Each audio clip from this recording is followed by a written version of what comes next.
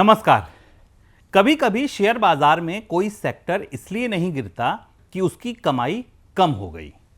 कभी सेक्टर इसलिए भी गिरता है क्योंकि मार्केट को उसके फ्यूचर पर शक होने लगता है। इंडियन आईटी सेक्टर के साथ अभी कुछ वैसा ही हो रहा है।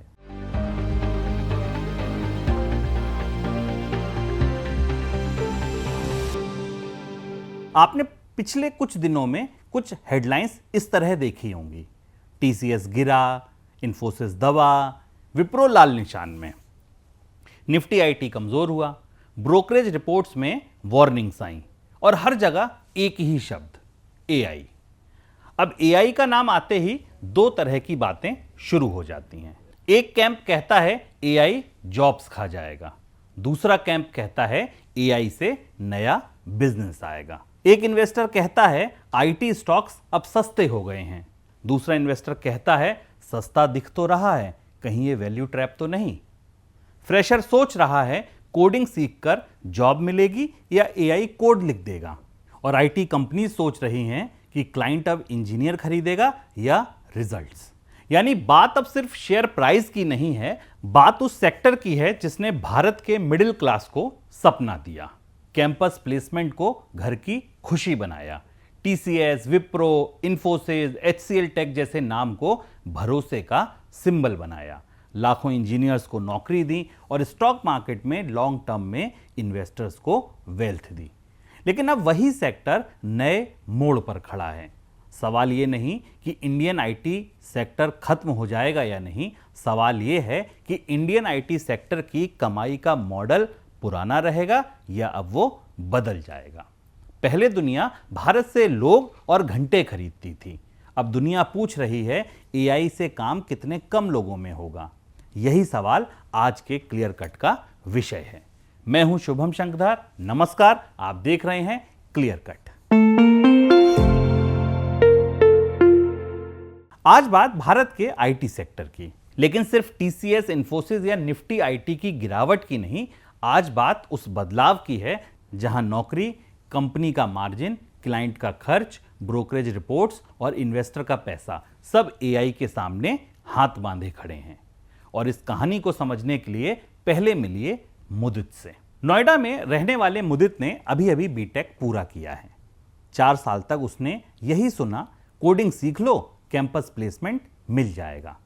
घर वालों ने फीस भरी, पिता ने एफडी तोड़ी, मां ने रिश्तेदारों से कहा बेटा सॉफ्टवेयर इंजीनियर बनेगा मेरा। मुदित ने रिज्यूम बनाया, लिंक्डइन पर अपडेट किया, गिटहब पर प्रोजेक्ट डाले, पाइथन सीखी, जावा रिवाइज की, एप्टीट्यूड टेस्ट दिए, एचआर राउंड्स दिए। लेकिन कॉलेज के आखिरी सेमेस्टर में आते आते हवा बदल गई। जो कंपनीज पहले कैंपस से 200 स्टूडेंट्स उठाती थीं, इस बार 20 लेकर चली गईं। कहीं हायरिंग फ्रीज है, कहीं ज्वाइनिंग डिलेज हैं, कहीं प्रोजेक्ट पाइपलाइन वीक है, कहीं कंपनी कह रही है क्लाइंट की स्पेंडिंग स्लो है, और कहीं इंटरव्यू में पहला सवाल आता है एआई टूल्स यूज करते हो आप। मुदित उलझ गया। जिस कोडिंग को वह नौकरी का टिकट समझ रहा था, वही कोडिंग अब एआई कुछ सेकंड्स में लिख रहा है। घर पर पिता पूछते हैं बेटा प्लेसमेंट का क्या हुआ। मुदित जवाब नहीं दे पाता। मोबाइल पर वह टीसीएस, इन्फोसिस और विप्रो के शेयर देखता है, न्यूज में पढ़ता है निफ्टी आईटी और गिर गया। एक ब्रोकरेज कह रही है आईटी स्टॉक अब वैल्यू हैं, दूसरी ब्रोकरेज कह रही है एआई इंडियन आईटी का मॉडल बदल देगा, तीसरी ब्रोकरेज आगे आके कहती है सेक्टर मत खरीदो, सही स्टॉक चुनो। यानी एक ही लैपटॉप स्क्रीन पर कई कहानियां खुली हैं। मुदित की नौकरी की कहानी, एआई की चुनौती की कहानी, टीसीएस इन्फोसिस के बिजनेस मॉडल की कहानी, क्लाइंट की कॉस्ट कटिंग की कहानी, कंपनी के मार्जिन की कहानी, डिविडेंड कंफर्ट की कहानी, ब्रोकरेज रिपोर्ट्स की कहानी और इन्वेस्टर्स की बेचैनी की कहानी। क्लियर कट बात शुरू में ही समझ लीजिए, इंडियन आईटी सेक्टर खत्म नहीं हो रहा, आईटी सेक्टर का सिलेबस पुराना खत्म हो रहा है। पहले दुनिया भारत से लोग और घंटे खरीदती थी, अब दुनिया भारत से आउटकम, ऑटोमेशन और एआई लेड सॉल्यूशन मांग रही है।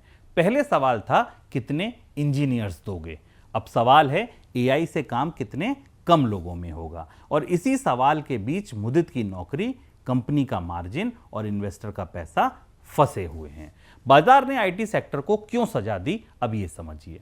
सबसे पहले स्टॉक मार्केट की स्क्रीन देखिए। 3 जून 2026 को निफ्टी आईटी इंडेक्स 5.8% टूटा। ये 4 महीने में आई एक दिन की सबसे बड़ी गिरावट थी। टीसीएस 9% गिरा, इन्फोसिस 4% टूटा, विप्रो, कोफोर्ज, परसिस्टेंट सब दबाव में आए। और ये एक दिन की गिरावट नहीं थी। निफ्टी आईटी 2026 में करीब 20% नीचे था। इससे पहले 2025 में भी ये करीब 26% गिर चुका था। यानी मार्केट ने इंडियन आईटी सेक्टर से सिर्फ एक क्वार्टर का सवाल नहीं पूछा, मार्केट ने पूरी दुकान का हिसाब मांगा। जिस मॉडल ने 25 साल पैसा बनाया, क्या एआई उसी मॉडल का प्राइस काट देगा? पहले आईटी स्टॉक गिरते थे तो इन्वेस्टर कहता था डॉलर स्ट्रांग होगा, क्लाइंट स्पेंडिंग लौटेगी, मार्जिन सुधरेंगे, सेक्टर वापस आएगा। इस बार डर अलग है। इस बार सवाल है, रेवेन्यू की मशीन ही बदल रही है क्या? सस्ता शेयर हमेशा मौका नहीं होता, कई बार सस्ता शेयर बिजनेस मॉडल पर लगा वार्निंग लेबल होता है। पुरानी दुकान का हिसाब अब कैसा था ये समझिए। इंडियन आईटी की पुरानी कहानी बहुत साफ थी। अमेरिका और यूरोप की बड़ी कंपनीज को सॉफ्टवेयर चाहिए था, बैंकिंग सिस्टम चाहिए थे, इंश्योरेंस प्लेटफॉर्म चाहिए थे, ईआरपी चाहिए था, टेस्टिंग, मेंटेनेंस, क्लाउड माइग्रेशन चाहिए था, सपोर्ट चाहिए था। भारत ने कहा हमारे पास इंजीनियर्स हैं, कम लागत पर हैं, इंग्लिश समझते हैं, ग्लोबल डिलीवरी कर सकते हैं, ऑन साइट भी देंगे, ऑफशोर भी देंगे। यहीं से TCS, Infosys, Wipro, HCL Tech जैसी कंपनीज ने साम्राज्य बनाया। क्लाइंट प्रोजेक्ट देता था, कंपनी लोग लगाती थी, घंटे बिल होते थे, टीम बढ़ती थी, रेवेन्यू बढ़ता था। ज़्यादा काम मतलब ज़्यादा लोग मतलब ज़्यादा बिलिंग मतलब ज़्यादा मार्जिन। इंडियन आईटी की पुरानी कमाई लोग और घंटे से बनती थी, नई कमाई समाधान और परिणाम से बनेगी। एआई ने इसी जगह आकर कैंची रख दी। एआई की कैंची कहां चल रही है? एआई का खतरा यह नहीं कि कल सुबह टीसीएस या इन्फोसिस बंद हो जाएगी, खतरा इससे ज्यादा महीन है। एआई रिपीटेटिव कोडिंग कर सकता है, टेस्टिंग स्क्रिप्ट्स बना सकता है, डॉक्यूमेंटेशन लिख सकता है, सपोर्ट टिकट समराइज कर सकता है, डेटा क्लीन कर सकता है, माइग्रेशन प्लान बना सकता है, रिपोर्ट तैयार कर सकता है। यानी एआई सीधे उस काम पर बैठ गया जहां इंडियन आईटी ने स्केल बनाया था। जूनियर इंजीनियर कभी बड़े प्रोजेक्ट की पहली ईंट होता था, अब वही पहली ईंट एआई भी रख सकता है। अगर कोड एआई लिखेगा तो एंट्री लेवल बिलिंग कैसे होगी? अगर टेस्टिंग ऑटोमेटेड होगी तो बड़ी टेस्टिंग टीम का क्या होगा? अगर डॉक्यूमेंटेशन एआई बना देगा तो सपोर्ट वर्क का रेट कार्ड कैसे बचेगा? एआई इंजीनियर को खत्म नहीं कर रहा, एआई इंजीनियर्स की बिलिंग लॉजिक बदल रहा है। नौकरी खत्म नहीं हो रही, नौकरी की भाषा बदल रही है। पहले कोडिंग स्किल थी, अब कोडिंग के साथ एआई को काम पर लगाना स्किल है। एआई सिर्फ कैंची नहीं है, सुई भी है। अब दूसरी तरफ देखिए, दुनिया की हर बड़ी कंपनी एआई लगाना चाहती है, लेकिन हर कंपनी को पता नहीं कि एआई को अपने पुराने सिस्टम में कैसे उतारा जाए। बैंक कहता है एआई चाहिए, पर डेटा प्राइवेसी भी चाहिए। इंश्योरेंस कंपनी कहती है क्लेम प्रोसेस तेज चाहिए, पर गलत फैसला नहीं चाहिए। हॉस्पिटल कहता है पेशेंट डेटा सेंसिटिव है, गलती की गुंजाइश नहीं है। रिटेल कंपनी कहती है कस्टमर को समझना है, पर सिस्टम टूटना नहीं चाहिए। फैक्ट्री कहती है प्रिडिक्टिव मेंटेनेंस चाहिए, पर प्लांट बंद नहीं होना चाहिए। यहीं इंडियन आईटी की नई दुकान खुलती है। मॉडल बनाना एक बात है, मॉडल को बिजनेस प्रोसेस में भरोसे से चलाना दूसरी बात है। डेमो में एआई चमकता है, एंटरप्राइज में एआई को पसीना आ जाता है। Data engineering, cloud, cyber security, governance, compliance, domain solution, यही इंडियन आईटी का नया मैदान है। एआई वही औजार है जो पुराना मॉडल काटेगा और नया मॉडल सिलेगा भी। सवाल है, इंडियन आईटी इस औजार से नया कपड़ा बनाएगा या पुरानी कमीज में पैबंद लगाता रहेगा? सेक्टर मर नहीं रहा है, बदल रहा है। नेस्कॉम का अनुमान है कि वित्त वर्ष 2026 में भारत का टेक्नोलॉजी सेक्टर करीब 315 अरब डॉलर तक पहुंच सकता है। ग्रोथ करीब 6.1% रह सकती है। एआई सर्विसेज रेवेन्यू 10 से 12 अरब डॉलर के बीच बताया गया है। सेक्टर ने नेट 1,35,000 नौकरियां जुड़ने की संभावना दिखाई है और वर्कफोर्स करीब 59,50,000 पहुंचने की उम्मीद है। यानी तस्वीर पूरी अंधेरी नहीं है, सेक्टर बढ़ रहा है, जॉब जुड़ रही है, एआई रेवेन्यू आ रहा है, लेकिन ये पुरानी रफ्तार वाली कहानी नहीं है। अब रेवेन्यू बढ़ेगा पर बिलिंग का तरीका बदलेगा, जॉब जुड़ेंगी पर स्किल्स अलग होंगी, डील्स आएंगी पर क्लाइंट आउटकम मांगेगा, एआई रेवेन्यू आएगा पर प्राइसिंग प्रेशर भी साथ में आएगा। इंडियन आईटी की अगली लड़ाई अमेरिका से प्रोजेक्ट लेने की नहीं है, एआई के साथ अपना नया रेट कार्ड लिखने की है। ब्रॉडकॉम का इशारा क्या है, यह समझना बहुत जरूरी है एआई की, आईटी की पूरी कहानी में। एक सिग्नल देखिए, ब्रॉडकॉम इंडियन आईटी कंपनी नहीं है, ये एआई हार्डवेयर इकोनॉमी का थर्मामीटर है। वित्त वर्ष 2026 की दूसरी तिमाही में ब्रॉडकॉम का रेवेन्यू 22.18 अरब डॉलर रहा, ग्रोथ 48% रही। एआई सेमीकंडक्टर रेवेन्यू 10.8 अरब डॉलर रहा, यह 143% की ग्रोथ थी। कंपनी ने अगले क्वार्टर में एआई सेमीकंडक्टर रेवेन्यू 16 अरब डॉलर तक जाने की उम्मीद लगाई। नंबर शानदार थे, फिर भी ब्रॉडकॉम का शेयर 14% से ज्यादा टूट गया। क्यों? क्योंकि एआई मार्केट में अब अच्छा रिजल्ट काफी नहीं है, बहुत शानदार रिजल्ट चाहिए, और बहुत शानदार रिजल्ट के बाद भी मार्केट उससे ज्यादा चाहता है। यही एआई ट्रेड की नई सच्चाई है। जब ब्रॉडकॉम जैसी चिप कंपनी स्ट्रॉन्ग नंबर्स के बाद भी एक्सपेक्टेशंस की दीवार से टकरा सकती है, तो इंडियन आईटी कंपनी सिर्फ हम भी एआई कर रहे हैं कहकर नहीं बचेंगी। मार्केट पूछेगा एआई से रेवेन्यू कितना आया, मार्जिन कितना बचा, क्लाइंट ने कितना पे किया, डील पाइपलाइन में एआई कितना रियल है, प्रोडक्टिविटी का फायदा कंपनी ने रखा था या क्लाइंट ले गया। एआई नैरेटिव नहीं, एआई बिलिंग दिखाइए। हवा सबको लग रही है, पैसा वही बनाएगा जो हवा को इंजन में बदलेगा। माइथोस फेबल का संदेश क्या है, ये भी समझिए, ये भी ग्लोबल खबर है। अमेरिका ने एंथ्रोपिक के एडवांस एआई मॉडल माइथोस और फेबल पर फॉरेन एक्सेस रोकने का आदेश दिया है। वजह बताई है नेशनल सिक्योरिटी कंसर्न। ये खबर सिर्फ एंथ्रोपिक की नहीं है, ये पूरी टेक्नोलॉजी इकोनॉमी का संकेत है। एआई अब सिर्फ सॉफ्टवेयर नहीं रहा, एआई स्ट्रेटेजिक टेक्नोलॉजी बन गया। पहले एक्सपोर्ट कंट्रोल्स चिप पर थे, फिर एडवांस्ड सेमीकंडक्टर पर आए, अब एआई मॉडल्स पर बात पहुंच गई है। इसका मतलब है आने वाले समय में टेक सिर्फ ये नहीं होगा कि किस कंपनी के पास कितने इंजीनियर्स हैं, टेक ये भी होगा कि किस देश को कौन सा मॉडल एक्सेस मिलता है, कौन सा क्लाइंट कौन सा एआई यूज कर सकता है, डेटा किस देश में रहेगा, रेगुलेटर किस मॉडल को अलाउ करेगा, और पॉलिसी बदलते ही कौन सा टूल बंद हो जाएगा। इंडियन आईटी के लिए ये खतरा भी है, ये मौका भी है। खतरा ये कि फॉरेन एआई मॉडल पर पूरी निर्भरता रिस्क बन सकती है, मौका ये कि क्लाइंट्स को अब AI governance, model risk management, data residency, cyber safety और कंप्लायंस चाहिए। पहले इंडियन आईटी कोड लिखती थी, अब उसे टेक्नोलॉजी, जियोपॉलिटिक्स भी समझनी होगी। एआई अब सिर्फ टूल नहीं है, एआई नया बॉर्डर है। टीसीएस, एंथ्रोपिक और एचसीएल सर्वम का सिग्नल क्या बता रहा है? टीसीएस ने एंथ्रोपिक के साथ पार्टनरशिप की है, 50,000 एसोसिएट्स को क्लॉड पर ट्रेन करने की बात है। रेगुलेटेड सेक्टर्स के लिए एंटरप्राइजेज एआई सॉल्यूशन बनाने की योजना है। ये सिग्नल है कि बड़ी इंडियन आईटी कंपनीज सोई नहीं है, वे अपना मॉडल बदलने की कोशिश कर रही हैं। लेकिन ट्विस्ट देखिए, एक तरफ टीसीएस एंथ्रोपिक के साथ एआई पार्टनरशिप कर रही है, दूसरी तरफ अमेरिका उसी एंथ्रोपिक के एडवांस मॉडल पर फॉरेन एक्सेस को लेकर सख्ती दिखा रहा है। यानी इंडियन आईटी की नई दुनिया में सिर्फ डिलीवरी रिस्क नहीं है, एआई एक्सेस रिस्क भी बना हुआ है। आज टूल ग्लोबल हैं, कल सिक्योरिटी इशू बन सकता है। आज मॉडल अवेलेबल है, कल लाइसेंस चाहिए होगा। इसी बीच एचसीएल टेक ने सर्वम एआई में 10.5% स्टेक लेने का फैसला लिया।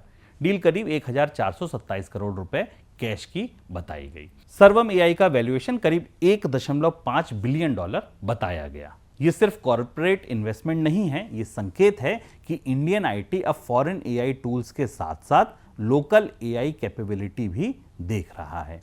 क्योंकि एआई की दुनिया में सिर्फ मॉडल चलाना काफ़ी नहीं है, लैंग्वेज समझनी होगी, इंडियन डेटा समझना होगा, रेगुलेशन समझना होगा, गवर्नमेंट और एंटरप्राइज क्लाइंट की ज़रूरत समझनी होगी, और सबसे ज़रूरी भरोसा बनाना होगा। टीसीएस एंथ्रोपिक एक सिग्नल है, HCL टेक सर्वम दूसरा सिग्नल है। एक तरफ ग्लोबल AI पार्टनरशिप है, दूसरी तरफ इंडियन AI स्टैक बनाने की कोशिश है। इंडियन IT को अब दोनों रेल्स पर चलना होगा, ग्लोबल AI भी, लोकल AI भी। क्लाइंट अब इंजीनियर नहीं खरीद रहा, इंडियन IT की डिमांड का बड़ा हिस्सा अमेरिका और यूरोप से आता है। Banks, insurance, retail, health care, telecom, manufacturing, ये बड़े क्लाइंट वर्टिकल्स हैं। इन क्लाइंट्स का मूड बदल चुका है। पहले क्लाइंट इंजीनियर खरीदता था, अब क्लाइंट रिजल्ट खरीद रहा है। पहले पूछा जाता था कितने लोग लगेंगे, अब पूछा जाता है कॉस्ट कितनी घटेगी। पहले प्रोजेक्ट डिलीवरी चाहिए थी, अब बिजनेस आउटकम साथ में चाहिए। हेडकाउंट अब ताकत कम, सवाल ज़्यादा बन गया है। क्लाइंट को भीड़ नहीं चाहिए, क्लाइंट को असर चाहिए। मार्जिन वॉर AI प्रोडक्टिविटी देगा, लेकिन उसका फायदा किसे मिलेगा? क्लाइंट कहेगा कम लोग लगे, प्राइस कम करो। IT कंपनी कहेगी प्रोडक्टिविटी मेरी है, मार्जिन मेरा है। एम्प्लॉय कहेगा मुझे रीस्किल करो। इन्वेस्टर कहेगा प्रॉफिट दिखाओ। यही नया मार्जिन वॉर है। AI प्रोडक्टिविटी हमेशा प्रॉफिट नहीं बनती, कई बार प्रोडक्टिविटी प्राइस कट बन जाती है। अगर प्रोजेक्ट 30% फास्टर हुआ और क्लाइंट ने पूरा फायदा मांग लिया तो IT कंपनी का मार्जिन नहीं बढ़ेगा। अगर कंपनी कुछ फायदा अपने पास रख पाई तो मार्जिन बिल्कुल सुधरेंगे। इसलिए AI का सवाल टेक्नोलॉजी से ज़्यादा प्राइसिंग का है। मशीन तेज हो गई, अब देखना है पैसा किसकी जेब में जाता है। फ्रेशर की पहली सीढ़ी बदल रही है। अब वापस मुदित पर आइए। क्या AI उसकी जॉब खा जाएगा? सीधा जवाब, AI सभी जॉब्स खत्म नहीं करेगा, लेकिन कई रोल्स की शक्ल बदल देगा। सबसे ज़्यादा दबाव basic coding, manual testing, support, documentation और रिपीटेटिव वर्कफ्लोज पर आएगा। फ्रेशर्स के लिए पुराना रास्ता कठिन होगा। पहले फ्रेशर्स को कोडिंग सिखाई जाती थी, अब उसे AI आउटपुट जांचना होगा, बिजनेस लॉजिक समझना होगा, प्रॉम्प्टिंग करनी होगी, सिक्योरिटी रिस्क पहचानना होगा, डोमेन सीखना होगा। मुदित की पहली नौकरी खत्म नहीं हो रही, लेकिन पहली नौकरी की पहली सीढ़ी थोड़ी ऊंची हो गई है। जो AI से डर गया वह पीछे रह जाएगा, जो AI को अपना जूनियर बना लेगा वह आगे जाएगा। GCC की चुपचाप चुनौती को भी समझ लीजिए। इंडियन IT की एक और बड़ी चुनौती है GCC यानी ग्लोबल कैपेसिटी सेंटर्स। पहले ग्लोबल कंपनीज इंडिया में काम आउटसोर्स करती थीं, अब वही कंपनीज इंडिया में अपना टेक्नोलॉजी ऑफिस बना रही हैं। बेंगलोर, हैदराबाद, पुणे, चेन्नई, दिल्ली NCR, ये सिर्फ आउटसोर्सिंग हब नहीं है, ये ग्लोबल कंपनीज के ओन टेक सेंटर्स बन रहे हैं। ये IT फर्म्स के लिए थ्रेट भी हैं, अपॉर्चुनिटी भी हैं। खतरा इसलिए है कुछ काम वेंडर से हटकर इन हाउस जा सकता है। अपॉर्चुनिटी इसलिए है कि GCC को भी cloud, cyber security, AI governance, integration और स्पेशलिस्ट टैलेंट लगेगा। पहले भारत ग्लोबल कंपनीज का आउटसोर्सिंग रूम था, अब भारत उनके ओन टेक्नोलॉजी ऑफिस का भी पता बन रहा है। इंडियन IT को अब GCC से सिर्फ कंपटीशन नहीं, कोलैबोरेशन भी निकालना होगा। रुपया कितना सहारा देगा ये भी समझ लेते हैं।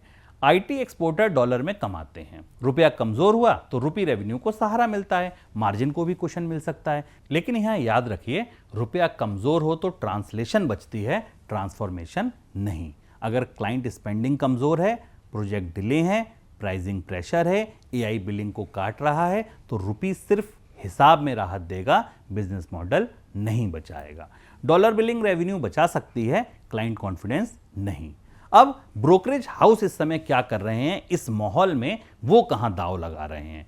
रिटेल इन्वेस्टर अकेला कंफ्यूज नहीं है, ब्रोकरेज हाउस भी बटे हुए हैं। एक कैंप कह रहा है IT स्टॉक में गिरावट ज्यादा हो गई है, अब वैल्यू दिख रही है। दूसरा कैंप कह रहा है रुकिए, AI का असर अभी पूरी तरह प्राइस में नहीं आया है। नुवामा का व्यू बुलिश है। नुवामा कहता है इंडियन IT की मौत की खबरें बढ़ा चढ़ा कर कही जा रही हैं, करेक्शन के बाद वैल्यूएशन अट्रैक्टिव हो गई हैं। उसने अपने कवरेज वाले टॉप IT सर्विस स्टॉक्स पर बाय रेटिंग दी है।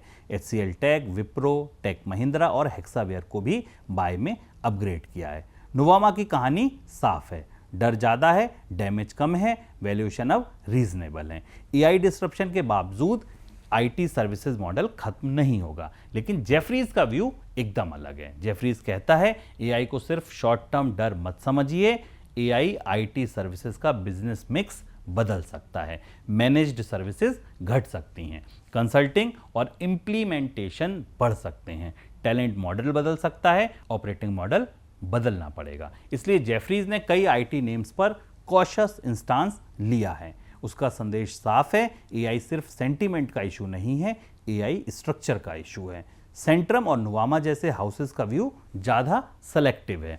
लार्ज कैप में इन्फोसिस और टीसीएस जैसे भरोसेमंद नाम, मिड कैप में कोफोर्ज, एलटीआई, माइंडट्री और परसिस्टेंट जैसी growth stories, AI execution phase में इन्फोसिस, कोफोर्ज और एचसीएल टेक जैसे नाम पर नजर है। यानी अब सेक्टर नहीं, स्टॉक चुनना होगा। बुलिश ब्रोकर कह रहे हैं गिरावट में मौका है, कॉशियस ब्रोकर्स कह रहे हैं मॉडल बदल रहा है, जल्दी मत कूदिए। सेलेक्टिव ब्रोकर कह रहे हैं सेक्टर मत खरीदिए, सही स्टॉक खरीदिए। यही सबसे ज़रूरी बात है।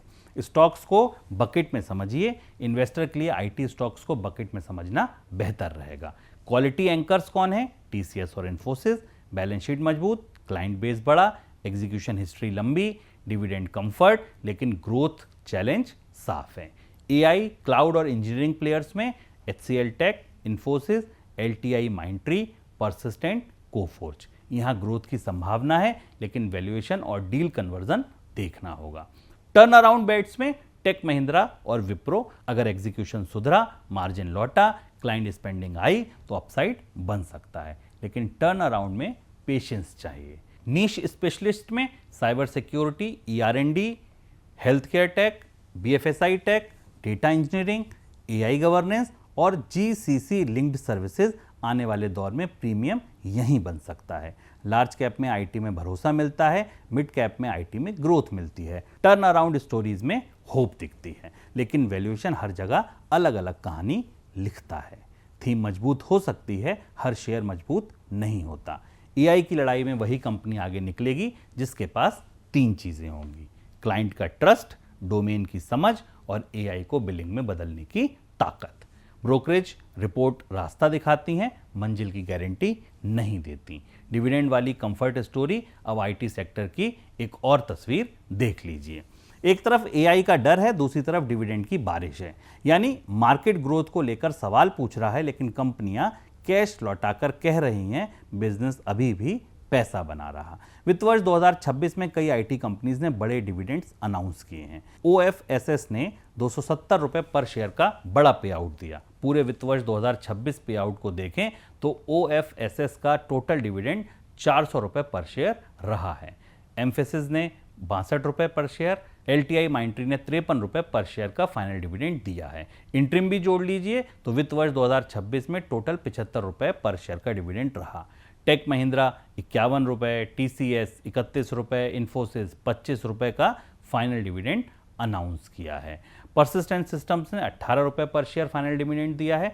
पूरे वित्त वर्ष 2026 में टोटल पे आउट 40 रुपए पर शेयर का रहा है। एचसीएल टेक ने अप्रैल 2026 में 24 रुपए पर शेयर इंटरिम डिविडेंड अनाउंस किया। इसका मतलब क्या है?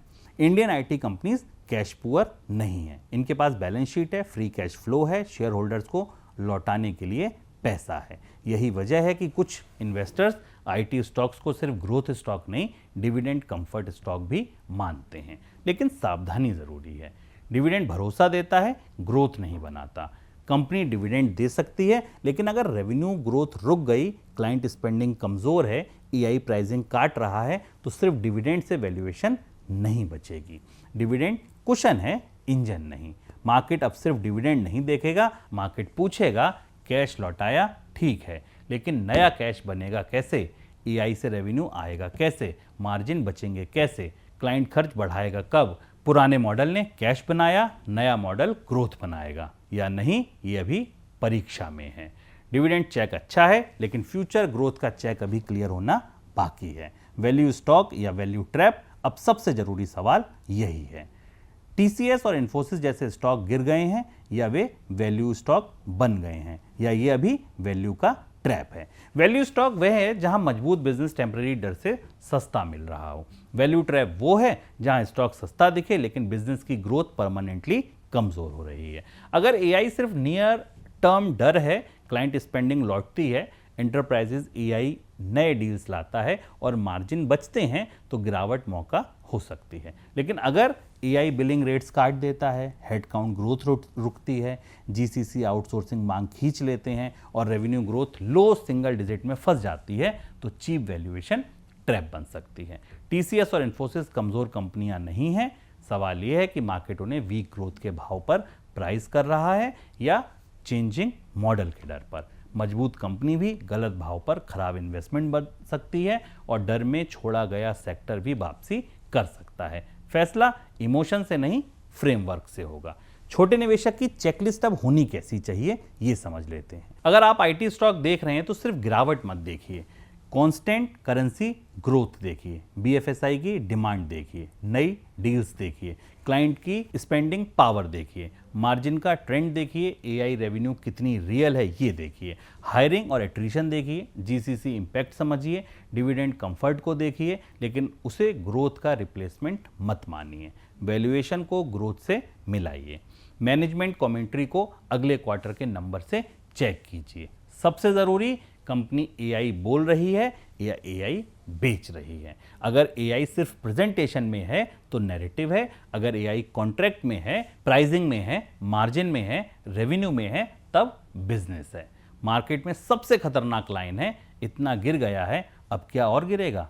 गिरा हुआ शेयर और गिर सकता है, डर में छोड़ा हुआ शेयर वापस भाग सकता है। इसलिए फोमो नहीं, फ्रेमवर्क चाहिए। Final clear cut. तो इंडियन आईटी सेक्टर की फाइनल कहानी क्या है?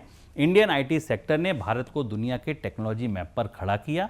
बेंगलोर, हैदराबाद, पुणे, चेन्नई, एनसीआर ये सिर्फ शहर नहीं रहे, ये ग्लोबल सॉफ्टवेयर डिलीवरी के इंजन बन गए।